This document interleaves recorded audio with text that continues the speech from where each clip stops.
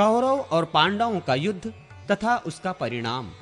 अग्निदेव कहते हैं, युधिष्ठिर और दुर्योधन की सेनाएं कुरुक्षेत्र के मैदान में जा डटी। अपने विपक्ष में पितामह भीष्म तथा आचार्य द्रोण आदि गुरुजनों को देखकर अर्जुन युद्ध से विरत हो गए। तब भगवान श्री कृष्ण ने उनसे कहा, पार्थ, भीष्म आदि गुरुजन शोक के योग्य नहीं हैं। मनुष्य का शरीर विनाशशील है, किंतु आत्मा का कभी नाश नहीं होता। ये आत्मा ही परम ब्रह्म है, मैं ब्रह्म हूं। इस प्रकार तुम उस आत्मा को समझो।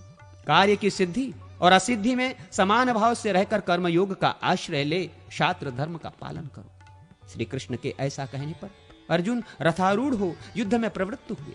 उन्होंने शंख ध्वनि की। दुर्योधन की सेना में सबसे पहले पितामह भीष्म सेनापति हुए। पांडवों के सेनापति शिखंडी थे। इन दोनों में भारी युद्ध छिड़ गया। भीष्म सहित कौरव पक्ष के योद्धा उस युद्ध में पांडव पक्ष के सैनिकों पर प्रहार करने लगे और शिखंडी आदि पांडव पक्ष के वीर कौरव सैनिकों को अपने बाणों का निशाना बनाने लगे। कौरव और पांडव सेना का वो युद्ध देवासुर संग्राम के समान जान पड़ता था। आकाश में खड़े होकर देखने वाले देवताओं को वो युद्ध बड़ा आनंददायक प्रतीत होता था। भीष्म ने 10 दिनों तक युद्ध करके पांडवों की अधिकांश सेना को अपने बाणों से मार गिराया। 10वें दिन अर्जुन ने वीरवर भीष्म पर बाणों की बड़ी भारी वृष्टि की।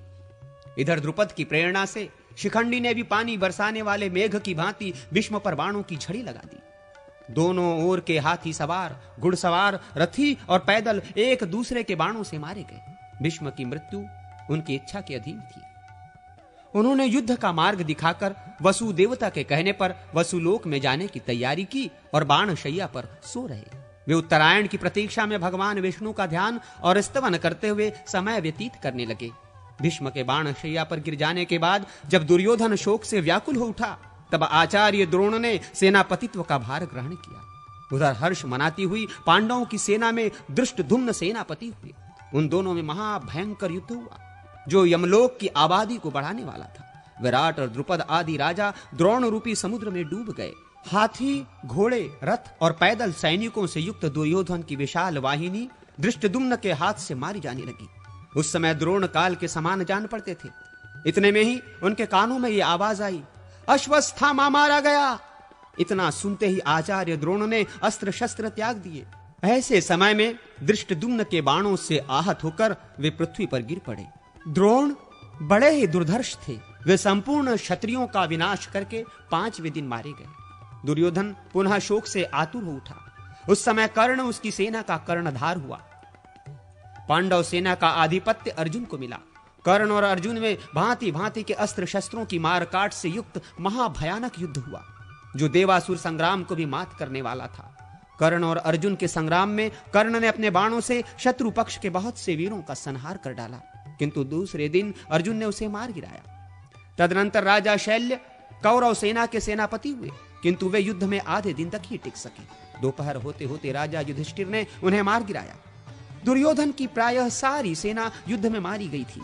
अंततो गत्वा उसका भीमसेन के साथ युद्ध हुआ।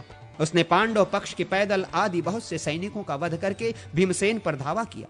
उस समय गदा से प्रहार करते हुए दुर्योधन को भीमसेन ने मौत के घाट उतार दिया। दुर्योधन के अन्य छोटे भाई भी भीमसेन के ही हाथ से मारे गए थे। महाभारत संग्राम के उस 18वें दिन रात्रि काल में महाबली अश्वत्थामा ने पांडवों की सोई हुई एक अक्षौहिणी सेना को सदा के लिए सुला दिया। उसने द्रौपदी के 5 पुत्रों, उसके पांचाल देशीय बंधुओं तथा धृष्टद्युम्न को भी जीवित नहीं छोड़ा। द्रौपदी पुत्रहीन होकर रोने बिलखने लगी। तब अर्जुन ने सिंह के अस्त्र से अश्वत्थामा को परास्त करके उसके मस्तक की मणि निकाल ली। उसे मारा जाता देख द्रौपदी ने ही अनुनय विनय करके उसके प्राण बचाए। इतने पर भी दुष्ट अश्वत्थामा ने उत्तरा के गर्भ को नष्ट करने के लिए उस पर अस्त्र का प्रयोग किया। वो गर्भ उसके अस्त्र से प्रायः दग्ध हो गया था, किंतु भगवान श्री कृष्ण ने उसको पुनः जीवन दान दिया। उत्तरा का वो गर्भस्थ शिशु आगे चलकर राजा परीक्षित के नाम से विख्यात हुआ। कृतवर्मा, कृपाचार्य तथा अश्वत्थामा ये 3 वीर कौरव पक्षीय वीर उस संग्राम से जीवित बचे। दूसरी ओर 5 पांडव, सात्यकी तथा भगवान श्री कृष्ण ये 7 ही जीवित रह सके, दूसरे कोई नहीं बचे। उस समय सब ओर अनाथा स्त्रियों का आर्तनाद व्याप्त हो रहा था। भीमसेन आदि भाइयों के साथ जाकर युधिष्ठिर ने उन्हें सांत्वना दी तथा रणभूमि में मारे गए सभी वीरों का दाह संस्कार करके उनके लिए जलांजलि दे धन आदि का दान किया। तत्पश्चात कुरुक्षेत्र में शरशैया पर आसीन शांतनु नंदन भीष्म के पास जाकर युधिष्ठिर ने उनसे समस्त शांतिदायक धर्म, राजधर्म, आप धर्म, मोक्ष धर्म तथा दान धर्म की बातें सुनी। फिर वे राज सिंहासन पर आसीन हुए। इसके बाद उन शत्रु मर्दन राजा ने अश्वमेघ यज्ञ करके उसमें ब्राह्मणों को बहुत धन दान किया। तदनंतर द्वारका से लौटे हुए अर्जुन के मुख से मुसलकांड के कारण प्राप्त हुए शाप से पारस्परिक युद्ध द्वारा यादवों के संहार का समाचार सुनकर युधिष्ठिर ने परीक्षित को राजासन पर बिठाया और स्वयं भाइयों के साथ महाप्रस्थान कर स्वर्गलोक को चले गए। यदुकुल का संहार और पांडवों का स्वर्ग गमन। अग्निदेव कहते हैं, ब्रह्मन, जब युधिष्ठिर राज सिंहासन पर विराजमान हो गए तब धृतराष्ट्र गृहस्थ आश्रम से वानप्रस्थ आश्रम में प्रविष्ट हो वन में चले गए, अथवा ऋषियों के एक आश्रम से दूसरे आश्रमों में होते हुए वे वन को गए। उनके साथ देवी गांधारी और प्रथा कुंती भी थी। विदुर जी दावानल से दग्ध हो स्वर्ग सिधारे। इस प्रकार भगवान विष्णु ने पृथ्वी का भार उतारा और धर्म की स्थापना की तथा अधर्म का नाश करने के लिए पांडवों को निमित्त बनाकर दानव, दैत्य आदि का संहार किया। तत्पश्चात भूमि का भार बढ़ाने वाले यादव कुल का भी ब्राह्मणों के शाप के बहाने मूसल के द्वारा संहार कर डाला। अनिरुद्ध के पुत्र वज्र को राजा के पद पर अभिषिक्त किया। तदनंतर देवताओं के अनुरोध से प्रभास क्षेत्र में श्री हरि स्वयं ही स्थूल शरीर की लीला का संवरण करके अपने धाम को पधारे। वे इंद्रलोक और ब्रह्मलोक में स्वर्गवासी देवताओं द्वारा पूजित होते हैं। बलभद्र जी शेषनाग के स्वरूप थे, अतः उन्होंने पाताल रूपी स्वर्ग का आश्रय लिया। अविनाशी भगवान श्रीहरि ध्यानी पुरुषों के ध्येय हैं। उनके अंतर्धान हो जाने पर समुद्र ने उनके निजी निवास स्थान को छोड़कर शेष द्वारिकापुरी को अपने जल में डुबो दिया। अर्जुन ने मरे हुए यादवों का दाह संस्कार करके उनके लिए जलांजलि दी और धन आदि का दान किया।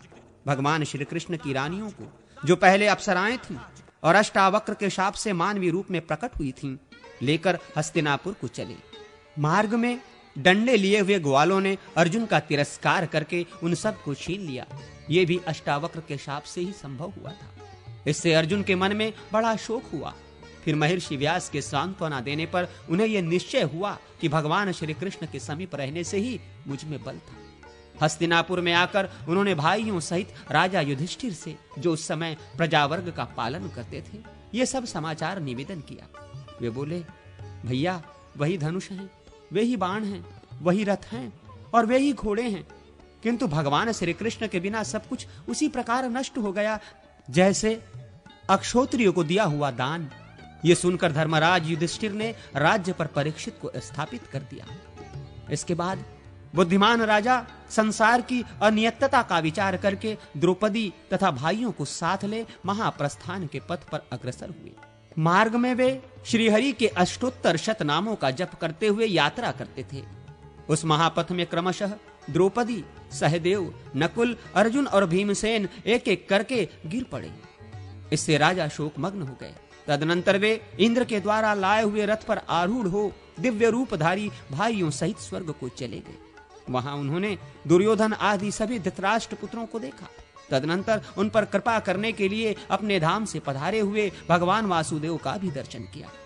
इससे उन्हें बड़ी प्रसन्नता हुई। ये मैंने तुम्हें महाभारत का प्रसंग सुनाया। जो इसका पाठ करेगा वो स्वर्गलोक में सम्मानित होगा।